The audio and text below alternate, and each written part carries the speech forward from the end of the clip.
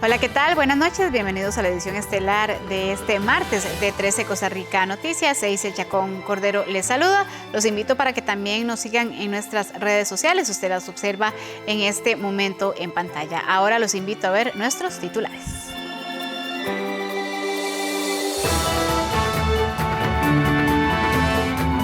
Un experto en derecho constitucional señala que las modificaciones que el Poder Ejecutivo sugiere al proyecto de cannabis medicinal y cáñamo industrial no se pueden hacer. La única alternativa es vetar o firmar la ley. El volcán Rincón de la Vieja hizo una nueva erupción la mañana de este martes. El material se elevó por 1 kilómetro aproximadamente. Internamientos por COVID-19 aumentaron un 82% en la última semana. Las camas ocupadas en cuidados intensivos también están al alza. 40 diputados aprobaron el proyecto de ley que impide la reelección indefinida de los alcaldes.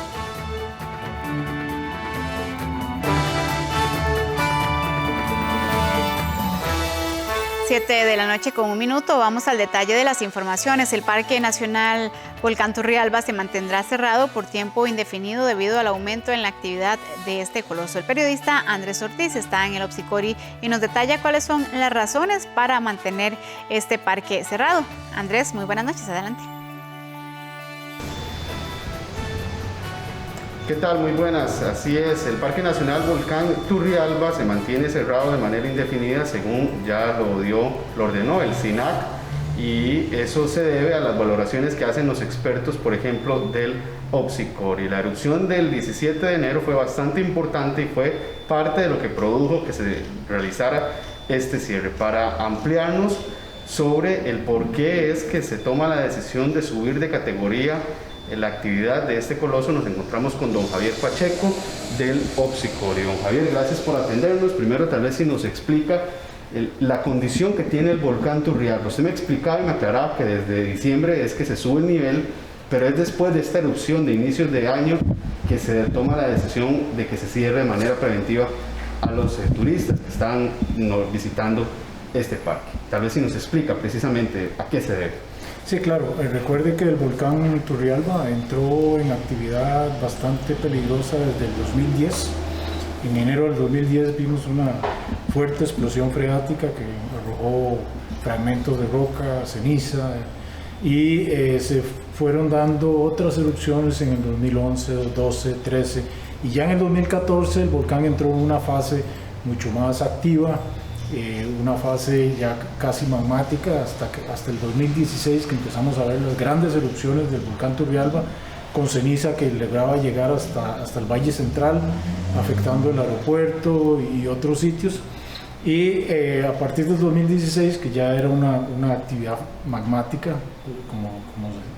como se clasifica como magmática, 2017-18 continuó con una actividad más leve, pero muy peligrosa porque arrojaba fragmentos de roca incandescente a grandes distancias, a varios cientos de metros de distancia del cráter. Ya para el 2019 la actividad empezó a mermar, 2020, 2021 bajó, pero todavía está activo. Es un volcán que tiene una gran cantidad de sismos volcánicos que ocurren todos los días, hasta 100 o más sismos diarios. Hay tremor volcánico de duración corta, pero hay tremor volcánico. Hay sismos tectónicos que ocurren en la cima del volcán. O sea, es un volcán que sigue en actividad y tiene estos periodos como este que empezó a finales de diciembre.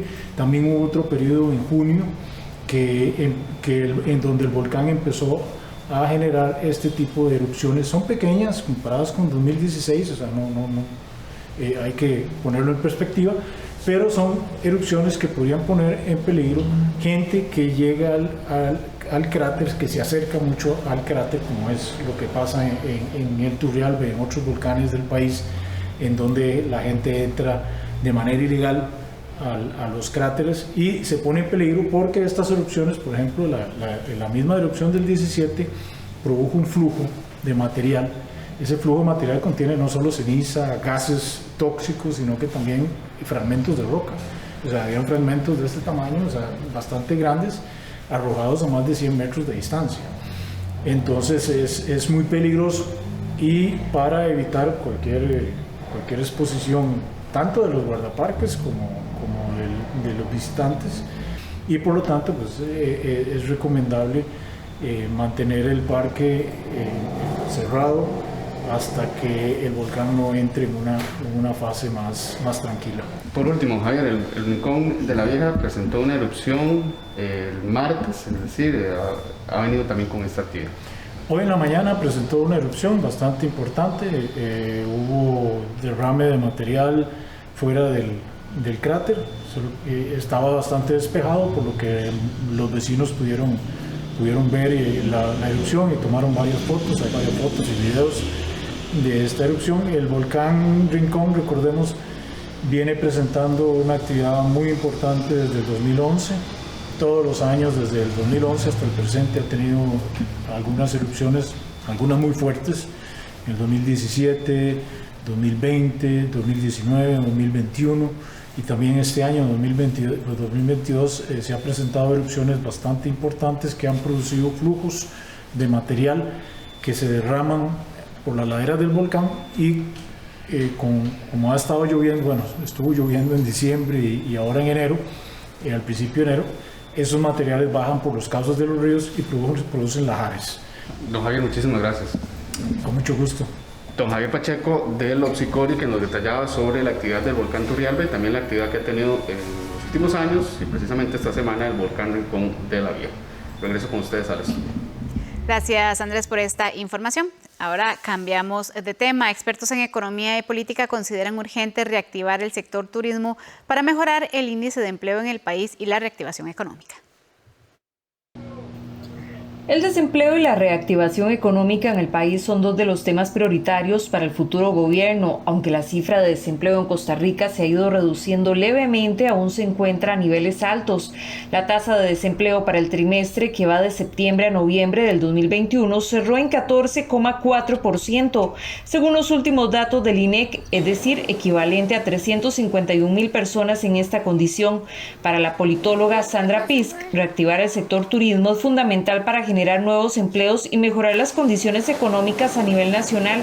La experta también indicó que impulsar las zonas francas en áreas rurales podría reducir el alto nivel de pobreza en las zonas alejadas de la gran área metropolitana, así como el compromiso de los patronos de respetar el salario mínimo de sus trabajadores. Creo que Banca para el Desarrollo tiene una función fundamental, tanto con los sectores que he mencionado como con las modalidades de pymes y mipymes, que son, como decía anteriormente, la base fundamental de nuestra economía.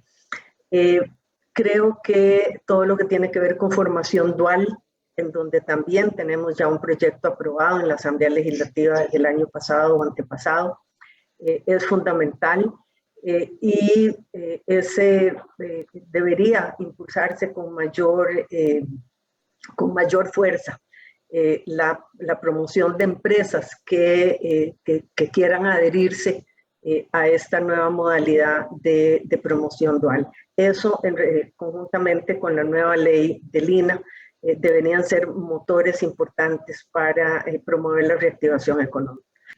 Y por ahí, pues, son algunas medidas. Creo que efectivamente, como dice doña Sandra, el tema de turismo, si esa industria se apoya, veremos tal vez una reducción importante en turismo, sobre todo porque tiene muchas ramificaciones y mucho del lado informal. Pero por ahí, digamos, me parece que son temas que uno podría ir atacando. Sobre todo este año se irá el tema de vacunación, que nos permite estar más libres. Y el segundo tema, pues, ¿cómo apoyamos a esas industrias que todavía no llegan a como estaban prepandemia? Los expertos en economía también apuntan a que se deben reducir los costos en electricidad, agilizar la tramitología que deben realizar las empresas y brindar condiciones especiales de créditos para las pymes y mipymes que se han visto afectadas por la pandemia. Pero lo que sí deberíamos estar hablando es de la forma en cómo hacer que los sectores menos dinámicos se encadenen mejor, ¿verdad? que sean más productivos, que tengan mejoras en acceso a los mercados, en costos de energía, en acceso, por ejemplo, a los trabajadores y a los colaboradores apropiados, tecnología, sistema financiero más barato, costos de pagos, medios de pago más baratos. Y a veces esos temas de largo plazo son los que los dejamos de lado y quizás uno los extraña un poco, porque si no los enfrentamos, dentro de 4 años en la próxima elección vamos a seguir hablando de lo mismo, en realidad. Asimismo, consideran que la vacunación contra la COVID-19 podría generar una mayor estabilidad en la sociedad y evitar medidas más contundentes por la COVID-19, lo que permitiría una mejoría en la economía del país. Y siendo las mujeres las más afectadas en el tema del desempleo, proponen crear una red de cuidado tanto para adultos mayores como para niños, para que el género femenino se incorpore al sistema laboral y se pueda reducir la brecha existente. Este martes, el presidente de la República firmó la Ley de Comercio al aire libre, la cual tiene como objetivo facultar a las municipalidades para que autoricen a los patentados al desarrollo temporal de la actividad comercial en los espacios públicos y con ello reactivar la economía. El objetivo de esta ley es promover el comercio, el aprovechamiento del espacio público y la reactivación económica. La ley, que entrará en vigor a partir de su publicación en el Diario Oficial La Gaceta, fue firmada este martes en Casa Presidencial por el presidente de la República y la ministra de Economía. Previamente, el documento fue suscrito por la ministra de Vivienda y Asentamientos Humanos, Irene Campos, y los ministros Michael Soto, Rodolfo Méndez Mata, Daniel Salas y Juan Luis Bermúdez. La autorización de comercio al aire libre que podrán otorgar los gobiernos locales a partir de esta legislación será para la venta de alimentos y bebidas en espacios como aceras, parques, plazas, calles u otros lugares. Esta autorización solamente permitirá la colocación de mesas, sillas y otro mobiliario liviano, el cual deberá ser retirado diariamente al finalizar la actividad comercial. Esto tiene grandes beneficios económicos, pero también para recuperar los espacios urbanos, para embellecerlos y para llevar hacia la formalidad algunas de estas actividades. Eso se tiene que hacer ahora con la ley y la alianza entre el sector privado y los gobiernos locales, buscando mejorar también no solo la actividad económica, sino la calidad de vida de nuestra población, disfrutando cada vez más de actividades al aire libre. El permiso solo podrá otorgarse para la actividad de comercialización de alimentos y bebidas y no se podrá emitir para patentes ambulantes o estacionarias. Las municipalidades deberán asegurar que la utilización de dichos espacios no contraviene el derecho de libre tránsito. También definirán el monto a pagar por concepto de derecho de uso de espacios públicos según la cantidad de metros cuadrados destinados a su actividad. Con mucha satisfacción, hoy celebramos la firma de la Ley de Comercio al Aire Libre. Esta ley va a incentivar que cada cantón desarrolle bajo su propia idiosincrasia esos negocios públicos, pero además vamos a embellecer los espacios públicos. Muy importante que los gobiernos locales entran como actores y van a venir a reglamentar estos procesos en función de las necesidades de sus propios habitantes. Además, al ser una ley que se enfoca no solamente en restaurantes, esto va a incentivar la formalización de estas actividades en el contexto nacional. Los gobiernos locales podrán definir montos diferenciados según categorías, parques, plazas, aceras, vías cantonales y no podrán realizar cobro alguno por las zonas al aire libre que se encuentren dentro del perímetro privado. El monto a cobrar no podrá superar el 50% del devengado por el establecimiento comercial por concepto de la patente comercial. Y quienes obtengan la aprobación deberán realizar a la municipalidad respectiva el pago anticipado de este derecho. La totalidad de los ingresos generados por la autorización de comercio al aire libre deberá utilizarse para el mejoramiento general y la seguridad del espacio público.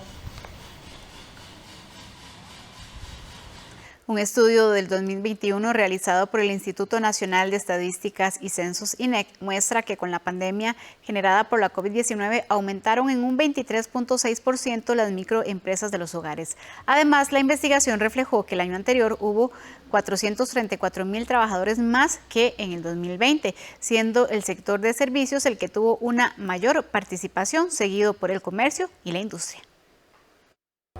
La encuesta nacional de microempresas de los hogares ENAMED de 2021 reflejó que los microemprendimientos aportaron 740.093 empleos el año pasado, según dijo el coordinador de esta encuesta.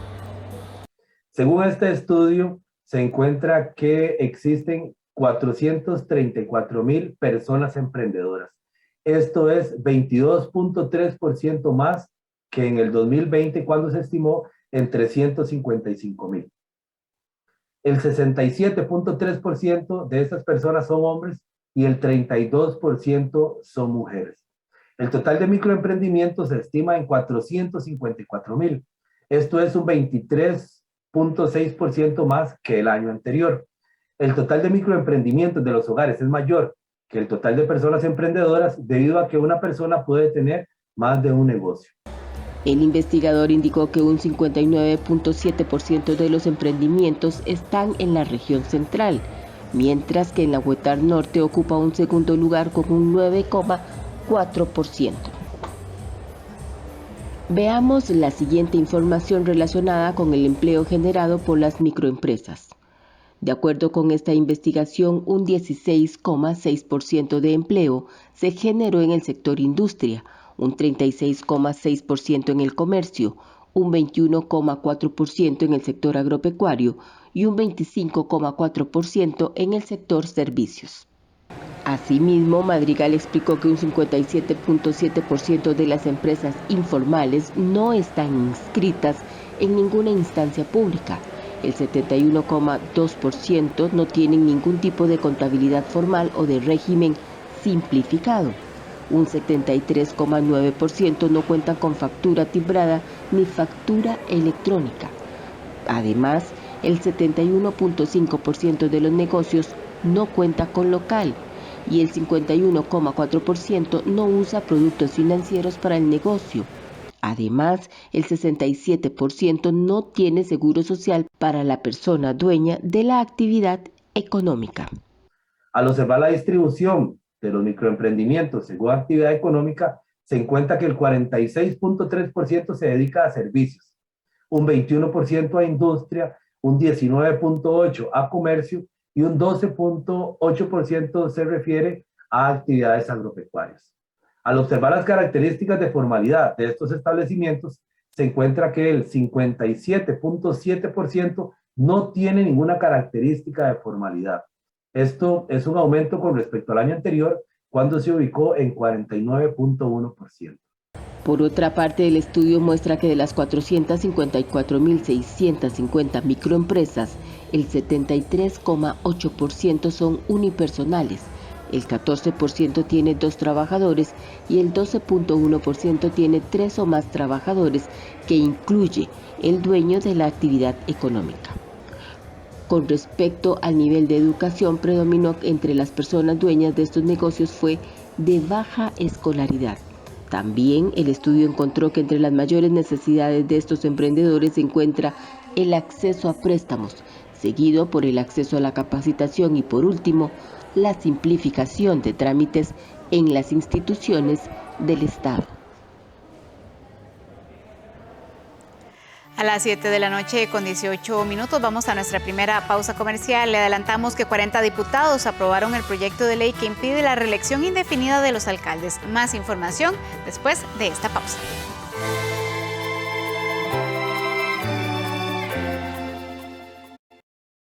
El Banco Popular siempre ha estado con nosotros. Gracias al banco logramos mejorar nuestra liquidez refundiendo deudas. Nos apoyó en el proceso para hacer arreglos en nuestra casa. Pude cancelar otras tarjetas de crédito más caras y ahora pago una cuota más baja. En aquella emergencia con el dentista, el banco me respaldó. O cuando compramos el pick-up para empezar nuestro negocio. El Banco Popular siempre ha estado ahí para apoyarnos. Hoy, más que nunca, cuente con nosotros.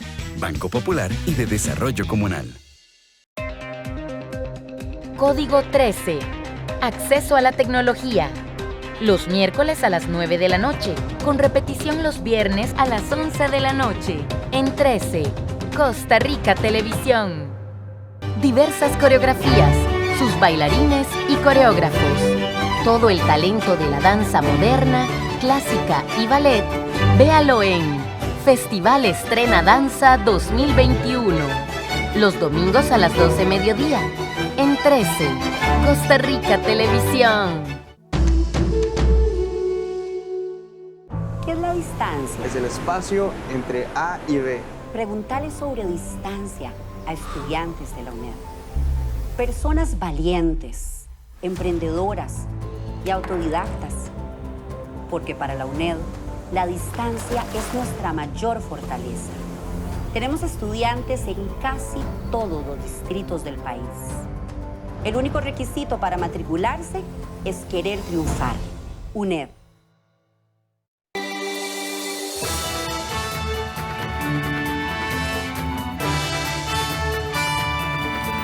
Banco Popular presenta el tipo de cambio.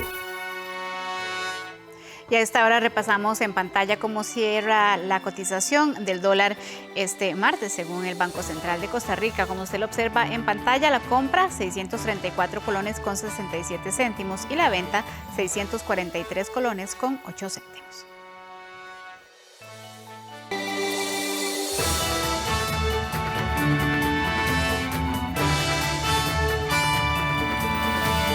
Banco Popular presentó el tipo de cambio. Que todos los empleados públicos sean bilingües. Eso es lo que pretende Fabricio Alvarado de quedar electo como presidente el próximo 6 de febrero. El aspirante presidencial asegura que en 4 años buscaría que los funcionarios se capaciten en el manejo del idioma inglés. El candidato del partido Nueva República, Fabricio Alvarado, aseguró que un eventual gobierno impulsará el bilingüismo en la función pública. Para eso, Alvarado propone llevar el aprendizaje del inglés al 100% para el 2026. Para lograrlo, aplicará un programa bimodal costeado por la administración. Será presencial gracias a la implementación de las clases en los centros INA de todo el país y virtual por medio de una plataforma interactiva y ajustada a la medida de cada funcionario. Lo que queremos es llevar la enseñanza del inglés a todo el sector público, que esté disponible para el 100% de los funcionarios públicos. Lo haremos mediante un programa bimodal, es decir, tanto presencial como virtual, a través del INA, por ejemplo, en la parte presencial y a través de una plataforma interactiva en la parte virtual. Será gratuito, también será, por supuesto, o estará a disposición de los familiares de los funcionarios públicos, algo que es un plus, me parece que muy importante. ¿Y cuál es la intención del programa? Pues básicamente profesionalizar más la gestión del gobierno. La enseñanza de ese segundo idioma será gratuita y al final de cada nivel el servidor público comprobará los conocimientos que le permitirán estar debidamente certificado. La intención del programa es profesionalizar aún más la gestión del gobierno para que de la mano de su digitalización sea también bilingüe, pudiendo atender una mayor demanda de actividades según los planes nacionales de desarrollo. Según Alvarado, si todos los funcionarios usaran esta modalidad, estaríamos hablando que en 4 años el potencial de personas bilingües en el servicio será cercano al 20% de la población del país. El candidato además aseguró que los especialistas del partido ya tienen la hoja de ruta clara y lista para ser ejecutada, misma que por el modelo app a usar no significará un gasto al país. A poco menos de un mes para que se realicen las elecciones nacionales, hay alrededor de 63 candidatos a diputados que tienen una causa abierta ante el Ministerio Público por diferentes delitos.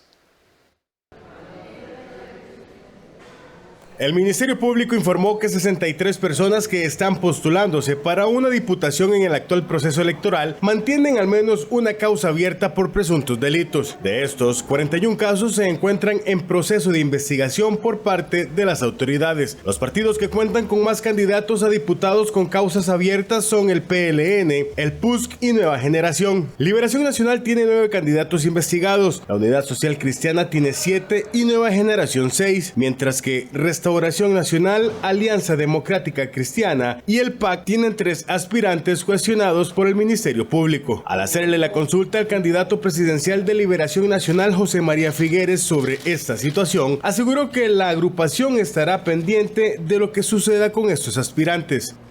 En cuanto a diferentes procesos que están en diferentes etapas por algunas personas que han sido designadas como candidatos al Congreso de la República, esos casos están siendo descargados por las personas que se han visto señaladas y no tengo ninguna duda de que eso terminará de darse antes de las próximas elecciones. Los delitos con que se le relaciona a los candidatos van desde incumplimiento de deberes, peculado, lesiones culposas, desobediencia, agresión con arma de fuego, tráfico de influencias, homicidio culposo, apropiación y retención indebida, entre otros. También le preguntamos al candidato del PAC, Wilmer Ramos, sobre esta situación, pero dijo no estar enterado del asunto. No tengo información al respecto, pero me voy a enterar, ¿verdad? Si son simple investigación, habrá que ver en qué etapa están, y si es un asunto ya de una acusación, son temas distintos. Tendré que enterarme al respecto y le podré contestar. Estas personas, de ser electas, los procesos en su contra cambiarían completamente, ya que adquirirían la inmunidad parlamentaria y las investigaciones pasarían a manos de la Fiscalía General de la República. 13 días quedan para las elecciones nacionales, pero ¿sabía usted que durante ese día pueden presentarse 7 delitos electorales que pueden ser denunciados ante el Tribunal Supremo de Elecciones, pero también ante la Fiscalía? En la siguiente nota le explicamos. Las elecciones nacionales, donde elegiremos al nuevo gobierno y a los diputados, está cada vez más cerca. Es por esa razón que la Fiscalía le recuerda a las personas que pueden denunciar conductas irregulares ante el Tribunal Supremo de Elecciones, pero también ante la Fiscalía. Sí, los delitos electorales se deben conceptualizar bajo una determinación de que el legislador consideró que ciertas conductas eran lesivas a ciertos bienes jurídicos de manera prioritaria, que afectan prioritariamente la materia electoral, pureza del sufragio, financiamiento electoral. Entonces regula una serie de conductas que son prohibitivas y que no se pueden realizar. Esos son los delitos electorales que vamos a encontrar justamente en una norma que es electoral, como el Código Electoral. Pero ¿cuáles son aquellas conductas que podrían tipificarse como delitos penales? Se lo mostramos. La acción contra la libre determinación del votante. Esto ocurre cuando se induce u obliga al electorado a votar de una forma específica. El agravante de este delito se visibiliza, por ejemplo, en el momento en el que la persona imputada utiliza becas estatales, bonos de vivienda, o cuando una jefatura o representante de un lugar de trabajo promueve que se vote a favor de una persona específica. Ejercer el voto más de una vez. Cuando miembros de juntas electorales llegan a facilitar a una persona particular que vote más de una vez. Otra forma podría ocurrir en el caso de que alguien presente documentos falsos que le permitan ejercer el voto por más de una ocasión. Transgredir o permitir ejercer el voto a personas que no cuentan con ese derecho. Este ocurre cuando desde la Junta Electoral se le permite a una persona votar sin tener el derecho a hacerlo. Destrucción de votos, impedir o interrumpir la apertura a votación. Estas conductas tienen que ver con cambiar, destruir o no reportar las papeletas. Manipulación del padrón electoral. Se podrá cometer un delito cuando la persona encargada de elaborar dicho padrón, funcionario del Tribunal Supremo de Elecciones, facilite incluir a una persona en más de una lista, facilitando votar en más de una junta. Afectación en el funcionamiento de las juntas electorales. Esta acción ocurre a la hora de hacerse pasar por una persona fiscal de un partido o por una persona integrante de la junta receptora de votos. Recepción de donaciones ilegítimas. El artículo 128 del Código Electoral establece que las personas jurídicas o personas físicas que son extranjeras no pueden participar con donaciones a partidos políticos. Cuando esto ocurre, no solo se sanciona a la persona que realizó la donación, sino a quien ocupe el cargo de tesorería y las personas representantes del partido político que reciban el dinero. En esto es muy importante la participación ciudadana. En todos los casos que hemos tenido de delincuencia electoral, el aporte ciudadano, la honestidad ciudadana de venir a denunciar es el insumo probatorio. Nosotros somos un ministerio público y sí es importante que la población tenga presente que no es un ministerio público omnipresente, que está en todo revisando, ¿no? Nosotros, si no nos dan alerta de situaciones delictivas, no podemos entrar a conocerlas, y es importante porque en esto, de nuevo, está de por medio el sistema democrático. Las denuncias se pueden interponer en el Tribunal Supremo de Elecciones o en la Fiscalía. Luego de que el Poder Ejecutivo manifestara sus dudas con el proyecto de ley de cannabis medicinal y cáñamo industrial, surge la duda de si realmente los legisladores pueden hacer modificaciones a esta iniciativa. Recordemos que la Asamblea Legislativa tiene la capacidad de resolver prácticamente todos los problemas. Siempre hay mecanismos que se pueden utilizar. Lo que se necesita es construir acuerdos, generar consensos y a partir de eso establecer las rutas de trabajo. Así que sí hay formas para resolver esto. Y ahora bien, yo insisto, Hablar de un veto es prematuro. Tenemos que terminar el trabajo técnico. Una vez que el trabajo técnico esté concluido, podemos anunciar a la Asamblea Legislativa y a la población con toda transparencia cuál es el mecanismo que vamos a activar. No estamos tratando de evadir el tema, pero es que tenemos que ser responsables. Estas fueron las palabras de la ministra de la Presidencia, Yanina Dinarte, cuando se le consultó sobre la posibilidad de vetar parcial o totalmente la ley del cannabis medicinal y el cáñamo industrial, luego de que el Ejecutivo expusiera una serie de argumentos que hacía notar que no apoyaban la iniciativa tal y como fue aprobada en el Congreso y que más bien, según ellos, debía modificarse, algo que según un experto en Derecho Constitucional que conversó con 13 Costa Rica Noticias, es imposible de hacer a menos que en efecto se dé el veto de la iniciativa. No, no se puede. ¿En qué momento cabe el veto? Y ahí opera el artículo 126 de la Constitución. Dentro de los 10 días hábiles contados a partir de la fecha en que se haya recibido el proyecto de ley aprobado por la Asamblea Legislativa, el Poder Ejecutivo podrá objetarlo porque lo juzgue inconveniente o crea necesario hacerle reformas, que es lo que usted me está preguntando. En este último caso, las propondrá al devolver el proyecto. Si no lo objeta dentro de ese plazo, 10 días, no podrá el Poder Ejecutivo dejar de sancionarlo y publicarlo. En las distintas redes sociales, las personas comenzaron a hablar de una posibilidad de un resello legislativo. Sin embargo, para que esta opción sea una realidad, debe existir además previamente un veto, según explicó el especialista. Para resellar un proyecto, eso es un acto de la Asamblea Legislativa. Para resellar un proyecto, el proyecto tiene que ser vetado, ¿verdad? Y el resello se explica en el artículo 127 de la Constitución Política, también es texto constitucional.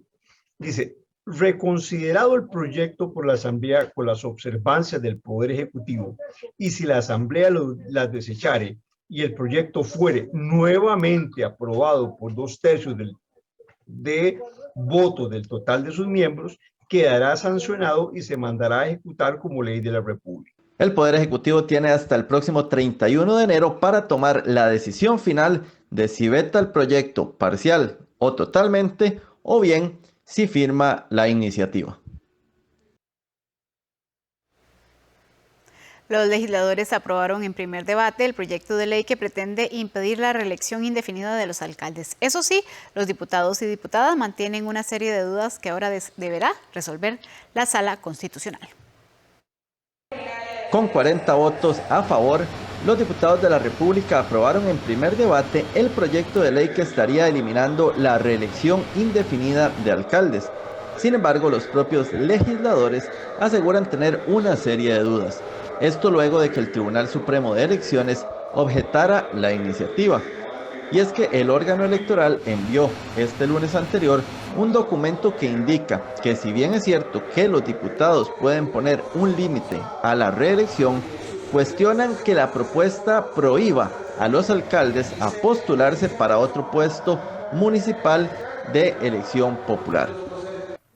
El de fondo, y es si es constitucional o no que la Asamblea Legislativa le limite a una persona que ha resultado reelegida como alcalde o alcaldesa participar al final de su periodo inmediatamente para ser regidor o regidora, síndico, síndica o ocupar una intendencia. El diputado Benavides también indicó que la Sala Constitucional debe indicar si la Asamblea Legislativa podría o no hacer esta reforma. Si esta Asamblea Legislativa, de conformidad o atendiendo el precepto del párrafo segundo del artículo 97 de la Constitución, podía o no podía hacer esa reforma. Es decir, si no puede, porque la interpretación debe ser formal del párrafo segundo, o sí puede, por cuanto la interpretación material del constituyente es no interrumpir una elección inmediata o no afectarla, que en este caso no se afecta. El único diputado que votó en contra del proyecto fue el social cristiano Pedro Muñoz, quien asegura que la interpretación de lo dicho por el Tribunal Supremo de Elecciones niega a los diputados dar esta votación. Además, el legislador dijo que él no cedería a la presión de sus compañeros para que votara de manera positiva. En mi caso, estoy convencido de que la interpretación correcta del párrafo segundo del artículo 97 es que en tiempo electoral, si hay una objeción por parte del Tribunal Supremo de Elecciones, casualmente por estar en la trinchera electoral, por estar en el calor electoral, debemos restringirnos de votar leyes electorales. Por ningún lado dice la Constitución que es en relación únicamente con proyectos de ley que tengan que ver con la elección inmediata. La consulta a la Sala Constitucional se estaría dando este miércoles por parte de distintas fracciones legislativas. Si los magistrados señalan algún vicio en la iniciativa, el plan deberá corregirse en la Comisión de Consultas de Constitucionalidad.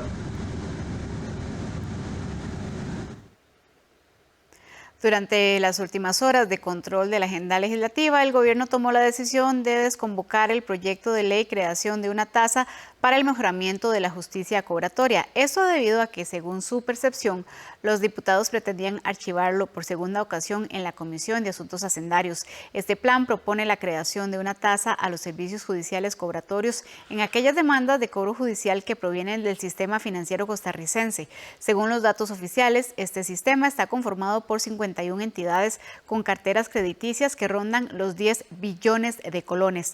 La propuesta dice que el porcentaje del cobro estaría entre un 1.5 y el 2.5% y podría ser fijado para todos los casos escalonados por rango según el valor de la estimación de la demanda o del proceso cobratorio. El día de hoy hemos enviado una desconvocatoria del proyecto que busca mejorar la gestión de los cobros judiciales. Esto fundamentalmente en razón de que existe ánimo para archivar este expediente tal y como se hizo en una ocasión anterior con un texto idéntico. Este proyecto es vital porque permite descongestionar la gran cantidad de expedientes sobre cobros judiciales de los entes financieros y con esto contribuir a que el Poder Ejecutivo pueda dar respuesta pronta para atender esta necesidad que existe actualmente.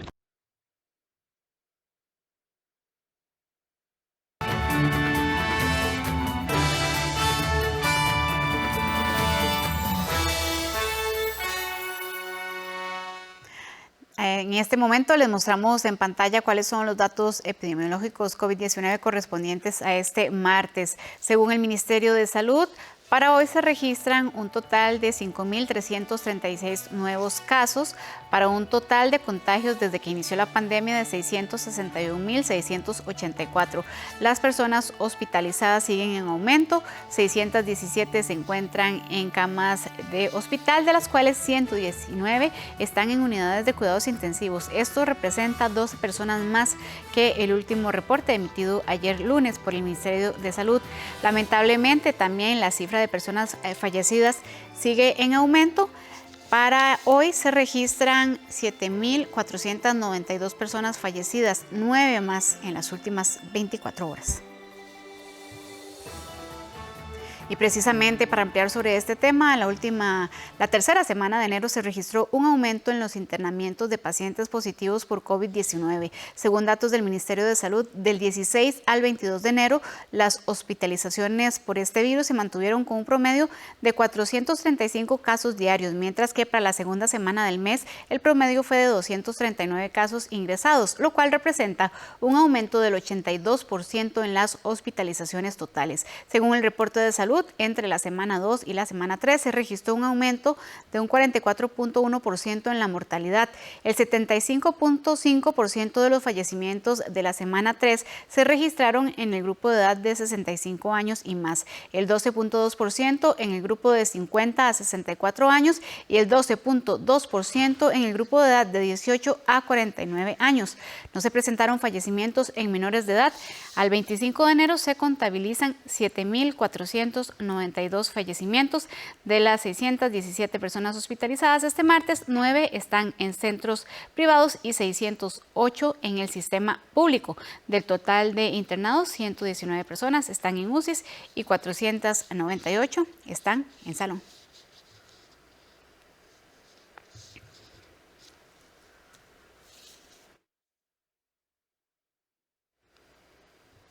Y de inmediato les vamos a presentar la sección Finanzas en Acción con los consejos del Banco de Costa Rica. El Banco de Costa Rica le trae la cápsula de Finanzas en Acción. Conozca todas las novedades del banco y los mejores consejos financieros con la serie de La Familia en Acción.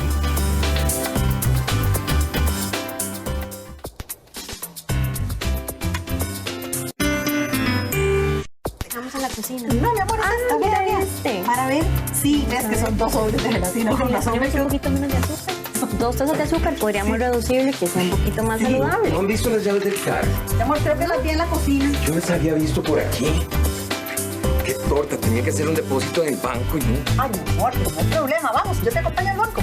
No, mi amor, mira, ya no llegamos. Qué tirada. Pero no se preocupen, vea, ustedes pueden hacer el depósito de dinero de manera en efectivo desde un cajero multifuncional, están afuera del banco. Ay, a ver, Sofía, explícanos, ¿cómo es eso? Es muy fácil. Ustedes nada más buscan el cajero multifuncional, se van a la opción de depósito de dinero y siguen las instrucciones en la pantalla y listo. Así de fácil.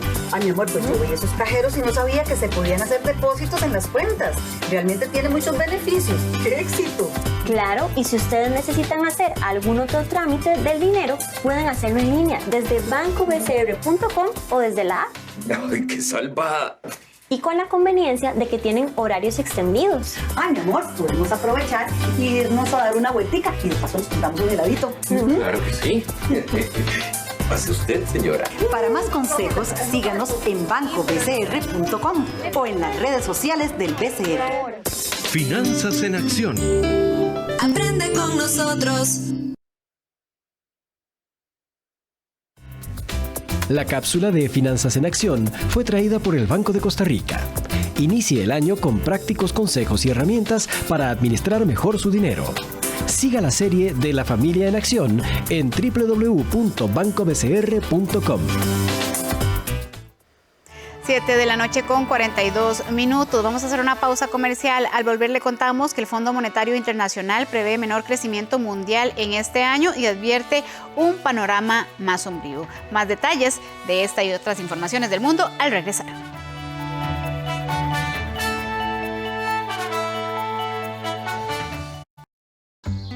Este verano, si elegís playa, montaña o sol cerca de tu casa, reforzate. ¿Cómo? Lava tus manos constantemente. Completa tu esquema de vacunación. Mantén la distancia física. Y por supuesto, recordá usar la mascarilla. Por un verano seguro. Caja Costarricense de Seguro Social. Aquel puente que usted quería quedó ahí atrapado en las redes de un sistema político que no permiten que las decisiones avancen. No tengo dinero ni nada que dar. ¡Venga, cálleme usted! ¡Venga, cálleme usted! ¿Cuál pandemia? Pero no podemos ignorar los hechos solo porque no nos gustan o porque no estamos de acuerdo con ellos. Si un Estado se compromete solamente con una cierta creencia religiosa, excluye y discrimina al resto de la ciudadanía que no comparten esas visiones del mundo. A la gente le encantaría tener las carreteras que hay en Suecia y pagar los impuestos que se pagan en Guatemala. Estamos viviendo de la inercia, no estamos tomando las decisiones para dar otros 50 años de bienestar. Animales políticos. Sábados y domingos a las 7 de la noche. Aquí en 13, Costa Rica Televisión. La noche, aquí en 13, Costa Rica Televisión. En este contexto de pandemia de COVID-19, las personas entregadas a su labor continúan en pie de lucha para sostener el buen funcionamiento de la sociedad. ¿El por qué soy paramédico? Porque no me gusta el sufrimiento ajeno. Entonces nosotros, si queremos vencer algún obstáculo, pues yo creo que más que nada, pues hay que trabajar. Imprescindibles, los sábados a las 5 de la tarde, aquí en 13, Costa Rica Televisión.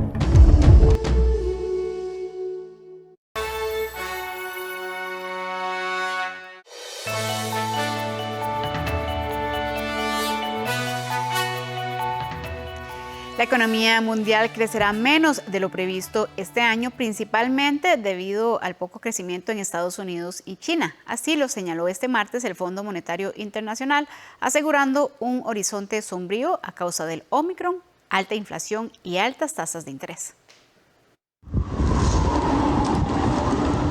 Nubes en el horizonte. El Fondo Monetario Internacional advirtió el martes que la economía mundial crecerá menos de lo previsto este año, principalmente por la desaceleración en Estados Unidos y China. El organismo espera que el Producto Interno Bruto Global se expanda 4,4% en 2022, medio punto porcentual menos que lo proyectado en octubre y después del 5,9% de 2021.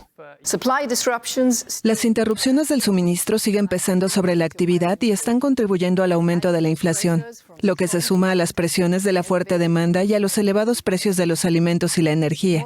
Además, la deuda récord y el aumento de la inflación limitan la capacidad de muchos países para hacer frente a las nuevas interrupciones. Las perspectivas anticipan un repunte aún más magro en Latinoamérica. El FMI prevé una expansión de 2,4% en la región, con recortes para las dos principales economías, ya que el PIB de Brasil solo crecerá 0,3% y el de México 2,8%. En cambio, en Argentina, que negocia desde hace meses la refinanciación de una deuda de $44.000 millones con el fondo, se prevé un crecimiento de 3% en 2022.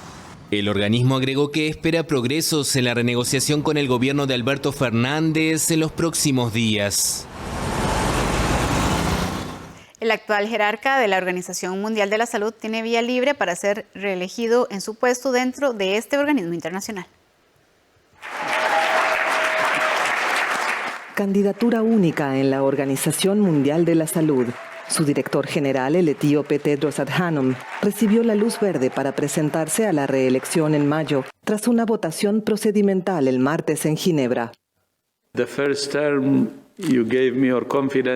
En el primer mandato me dieron su confianza y hemos trabajado juntos durante casi 5 años. Por supuesto, los 2 últimos años han sido difíciles, pero han estado de mi lado todo el tiempo y estoy muy agradecido por ello. And I'm very grateful for that. El primer africano al mando de la OMS es especialista en paludismo, también graduado en inmunología, director en salud comunitaria y exministro de Salud y de Relaciones Exteriores en Etiopía. Es especialmente muy apreciado por los africanos, que lo perciben como un amigo. Etiopía, que solicitó una investigación a raíz de sus comentarios sobre la situación humanitaria en la región en guerra de Tigré, de la que es oriundo, no logró bloquear el proceso de nombramiento por falta de apoyos. Su candidatura contaba con el respaldo de 28 Estados miembros de la OMS, entre ellos varios países de la Unión Europea y de algunos de África, como Kenia y Ruanda. Son las 7 de la noche con 48 minutos. Vamos a hacer una pausa comercial, pero al volver en los deportes, le contamos que Costa Rica nunca ha perdido ante Panamá en una eliminatoria jugando como local. Los seleccionados esperan que el Estadio Nacional sea un favor clave el jueves. Los detalles cuando regresemos.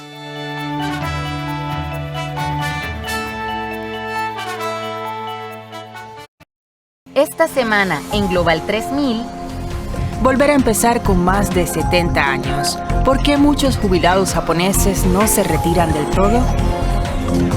Sudáfrica y su problema con la basura. Una empresa desea concienciar al país para que separe los desechos.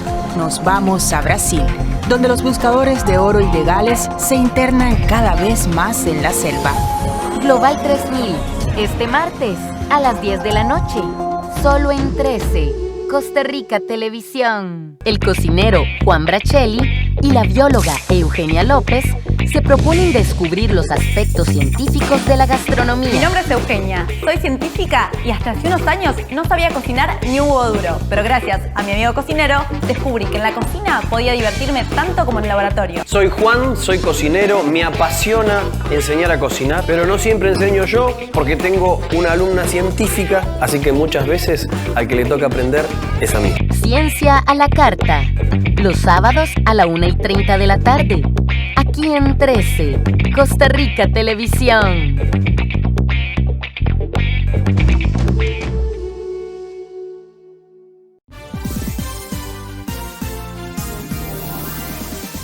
Todos los domingos a las 7:30 de la noche tenemos el sorteo de la Lotería Nacional. Desde la Junta de Protección Social de San José. Solo en 13, Costa Rica Televisión.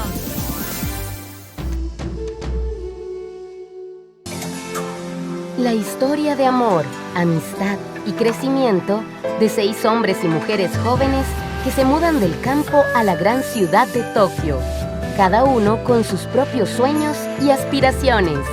Amor que te hace llorar, un drama como pocos. Los sábados a las 3 de la tarde, en 13, Costa Rica Televisión.